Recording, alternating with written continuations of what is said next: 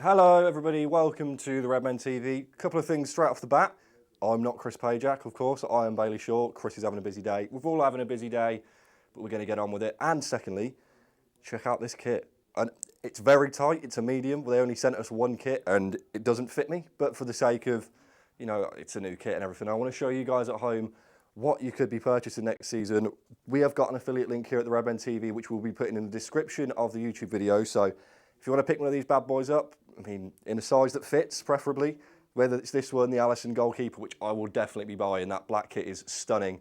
Use our link in the description and we make a little bit of money, you helping us out here at the Redmen TV. Do what we do and afford clothes that fit. So yeah, that's the first thing off the list, and we're all still buzzing about Porto. So if you'd like any of your post-match content after Porto, the final word has just gone out in the last 10 minutes. The man of the match will be going out in the next hour, and the Stats and Tactics show is about to be filmed right after this. So fill your boots with everything post-Porto, but we're here to preview Cardiff versus Liverpool in the first of the last 4 EPL games of the season. Woo, it's getting hot, but we'll get into the team. Can you guess who's first? It's Alisson. In the first of his last 4 games as the number 13 in goal, of course he takes back his number 1 shirt back from Cardiff on that lovely new black kit next year. So he, of course, starts 34 appearances, has not missed a game. He's definitely not going to miss any more games, whether it's Champions League or Premier League. Kept a clean sheet against Chelsea. Kepa didn't. Shame that. But Alisson stays in. He's the best goalie in the league. Fight me. We'll move on to right back because we're going to go quick on this. Trent. This guy has got 9 assists, 1 goal in all comps this year. He's 20 years old. 20 years old. What did you do when you were 20? It wasn't what Trent's doing, okay? He's absolutely phenomenal. We've also changed the appearance system where, so we used to have it a different way, whereas now it's 25 general appearances, 2 of them off the bench. That's the way it should have been from the start, but Tom's an invalid, but he's fixed it now. Thank you, Tom. Anyway, 7 assists, 7 of his 9 assists this year have come in the Premier League. His pass per 90 is phenomenal. 75.2% of them are accurate. 5.1 crosses per game. That's his big weapon. That is the crux of Trent Alexander-Arnold's game, is bombing up that right-hand side, being an outlet with Salah, whipping absolutely pinpoint balls in for our front 3 and sometimes even our defence to finish off. So Trent keeps his place for me at right back. Firstly, on the defensive centre-half list, we've got Big Joel. Now, there's a few arguments to be made here, and I'd like you to let me know in the comments. Do you think Gomez comes in this position? We saw a cameo from him against Porto, and he looked good. He did look good. So could this be the first game, where Gomez slides in, gets a few sort of games under his belt as we sort of take off into these later stages of the Champions League in the semi-finals against Barcelona? But for me, I think Matip's kept his place. He doesn't really have to do much more in this team. He's been really, really solid at the back. Kept a clean sheet with Van Dijk against Chelsea. I don't know, they conceded a bit of a jammy goal against Porto, but it didn't matter. What's so integral to his game is these 90% pass accuracy, 68 passes he makes per game, and 66.7% of his aerial duels per 90 he wins. I'd say every week, the man is a spider. He's a spider on roller skates, but I don't care because I've really grown to love the guy, and I'm sure a lot of the LFC fan base has. So let me know, do you switch him out for Gomez? But the one man you don't switch out in the defence is, of course, Big Verge. See, this is something interesting that what these stats don't show is this guy has 4 goals and 4 assists this season from centre-half. That's how good he is. You watch him defend, as the stats, but you don't watch him score because you don't put him on it because you haven't got enough space. But I've told you that anyway. 92.1% of his passes are accurate. Brilliant. 38.8% of his defensive duels he completes. Brilliant. 6.35 aerial duels per 90. He had 8 out of 8 duels won against Porto. You can't get past him. Okay? Cardiff ain't getting past him. Not a chance. This guy's a rock. He will never be dropped from this team. The moment, as long as he's fit, he stays. So Virgil van Dijk keeps his place alongside the little Scot. Of course, Andy Robertson. So Trent's got 9 assists and a goal this season. Robertson, 9 in the Prem, but 11 in all comps. 20 assists in all comps combined for our fullbacks this season. That is unprecedented. If he's not the best left-back it could be argued in the world, he's definitely the best left-back in the league. Who is? Let me know in the comments. Who's better than Andy Robertson? Because I can't think of anyone. But anyway, 32 appearances this season, 9 assists, of course, in the Premier League, 63.95 passes per 90. Again, the same as Trent. key asset to his game, as well as his defensive abilities, he's been able to get venomous crosses into the box and feed the front three and get them the goals. And aside from that, 3.61 interceptions per 90. The guy's everywhere. We all love him. Can't wait to see him in the shirt next year, because I genuinely think this shirt would fit Robbo. And Robbo's about 5'8", and I'm 6'4". So, yeah, if you're Robbo size, pick up this size. It's a medium. But anyway, we'll move into the midfield. The place that's constantly juggled about this season, but again, I reference it every single time. Fabinho has to keep his place every time for me, because he's our best central defensive midfielder. Since Hendo's been let loose, and he's been let off up the pitch as that advanced 8/10 role, Fabinho's really dons that 6 as his own, and I think that's why Jurgen Klopp has said to Henderson, you know what, we've got an absolute boss, absolute general in midfield here. You go and do what you want, Henderson. I trust this guy to take on the reins of the position that you were taking over for the last 2 years, and he can do it on his own, and that's why I think he's so important. 64.4 passes per 90, 6.7 long passes per 90, and 4.54 interceptions per 90. The crux of being a defensive midfielder, being able to tackle and win balls back, and being able to pass and play your forward men forward, of course. So, of course, Fabinho, I think, keeps his place alongside, this is up for debate, Geordie. The last 4 games, 3 assists and a goal. I mean, if you've watched any of the post-match content, which, like I say, is out at the minute, we have been loving on Henderson for the last week, because he's been brilliant in this more advanced role. He comes on against Porto, he makes 4 ball recoveries, creates an assist, has 1 out of 1 successful dribbles. He's really, really, really shining in this position that, like I was saying earlier, Fabinho's let him off the leash, and Klopp said, go ahead, Henderson. You know what, you've come to me and you've asked me to play further up the pitch. And it was on Jordan Henderson to then not make a fool of himself, to show the fans and show the manager, you know what, I can do that position I've just told you that I want. And he's done it in spades since he's come through. 64.73 passes per 90, a lot more forwards than sideways, as he was touted for doing when he was in the 6. 7.04 defensive duels and 4.35 interceptions per 90. That's quite important, because although he's getting forward up the pitch in that 8/10 role, he's still making that defensive duty. He's still carrying on with his defensive duty that he's tailored himself to learn in the last 2 years. So whilst he's letting himself off the leash, he's still maintaining that discipline in defence, and that's why I think Jordan Henderson has to keep his place against Cardiff. But we'll get to the last midfielder before you let me know if you'd change anything. Naby Keita. We didn't see him last night, whereas I think he was really good against Chelsea and really good against in the games prior to that. I think we get to see Keita again. The best thing about Keita is the Premier League hasn't seen enough of him. So defenders and teams and managers that come up against Keita, how do you sort of coach a defence into saying deal with Keita like this? Because everyone knows he's got a lot of talent, but he's only just budding through and showing the Premier League and the world how good he is. So I think Keita comes in, 60.11 passes per 90, 4.06 dribbles per 90, 61% of them are accurate, which is what I think is really important. That's the key facet to Naby Keita's game, I think, is picking the ball up from deep in the 8 role, driving forward, terroring defenders, playing 1-2s with Mane, playing 1-2s with Firmino, and getting inside that opposition box, and he really causes problems. So I'd like to see Naby Keita again. Let me know what you guys think about the midfield. Would you make any changes? Would you bring Gini in? Would you bring Milner in? Obviously he played last night, but would you play him again for that sort of experienced head? Let me know in the comments below. But we'll get into the front 3 first. Can you guess who I'm going to put up front? On the right, sorry. It's Mo Salah. Mo Salah. When the man of the match comes out for Porto, I picked him as my man of the match. So I could go on about it for ages. If you want loads of talk about Salah, go and listen to the Man of the Match podcast. It's boss. But Premier League-wise, 19 goals this season. Him and Mane neck and neck. Look at that. 2 Liverpool players neck and neck with Aguero, who got knocked out of the Champions League. Shame that. For the Premier League Golden Boot, don't care who wins it. I just want it to be a man in red. But Mo Salah, 6.07 dribbles per 90, 14.6 offensive duels per 90, and 3.4 shots per game. He's such a handful. And he's coming into a form of his own again. That absolute worldie against Chelsea. I want to see that Mo Salah again. I want to see that Mo Salah that's not afraid to have a go from 30 yards. Just put his all behind it. He's got his confidence back. He's got that smile back. And I can't wait to let him loose on that Cardiff defence. So, of course, Mo Salah comes in on the right-hand side. And the second of his third accomplice, Sadio Mane. It's 18 goals. He's one behind Salah, but he scored last night. Got the first goal, so important.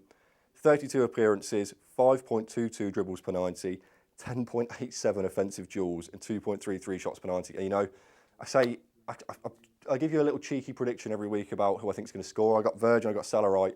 Mane's getting at least 2 against Cardiff. That's my prediction this week. I think Mane's getting at least 2 because he's an absolute terror. And I want to see that race continue for the EPL Golden Boot. So Mane keeps his place alongside big Bobby Dazzler.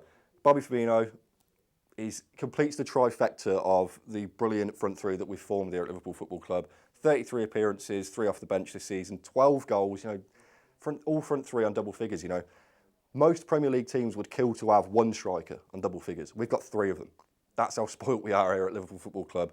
3.57 dribbles per 90, 8.84 offensive duels, and 2.38 shots per 90. And, something that these stats don't show. These are very offensive stats, I know, as their forwards. But Bobby Firmino does so much defensive work. He drops in so deep, makes a lot of ball recoveries in the midfield, and sets the fullbacks and Salah and Mane off on their way.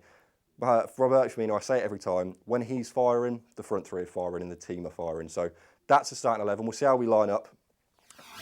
Again, no prizes for guessing the formation. I think we found our feet again with the 4-3-3. Flirted with 4-2-3-1, took it out on a date, turned us down. So we took 4-3-3 back. Fabinho at that DM, Cater and Henderson. Who'd have thought, 2 months ago, these guys were nowhere near the starting 11, and now they're absolute assets to our attacking style of football, If these guys are getting forward, how do you deal with that as a defence, especially when you're a relegation battling defence like Cardiff? When you've got 7, 8 players bombing forward, you can't mark him, let alone him, and him at the same time. So that's my formation. I think we're going to go 3-0, I think is how we're going to beat Cardiff. So that's the team that I've gone for. That's the team I think Jurgen Klopp is going to pick. Let me know what you guys think about the team. Any questions, let me know now. Tom. Black Hole says Gomez should feature, but then 9 Firmino says, I think it's too much of a risk to play Gomez. What's your thoughts? Excellent point. That's the dilemma, isn't it? I think Klopp has said himself, Gomez is fit. Obviously, I think he wanted to start him against Porto because it's still a risky game to bring him back in that quickly. You don't know how Porto are going to come at us and how rusty is Joe Gomez. And you saw we struggled to deal with that press. And I think it could have gone 2 ways. Gomez comes in and he's not used to that intensity yet, or he comes in and he shores it up. We never know because he hadn't started. But for me, we are now in a semi-final of the Champions League against Barcelona.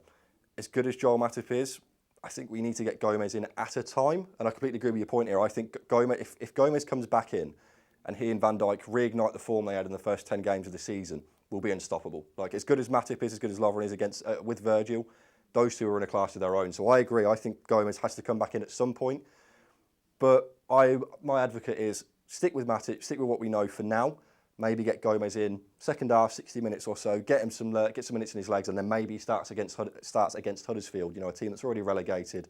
Again, we can control a bit more. But excellent question. Zootopia 911 says, give Mane a rest, Shaq for Mane.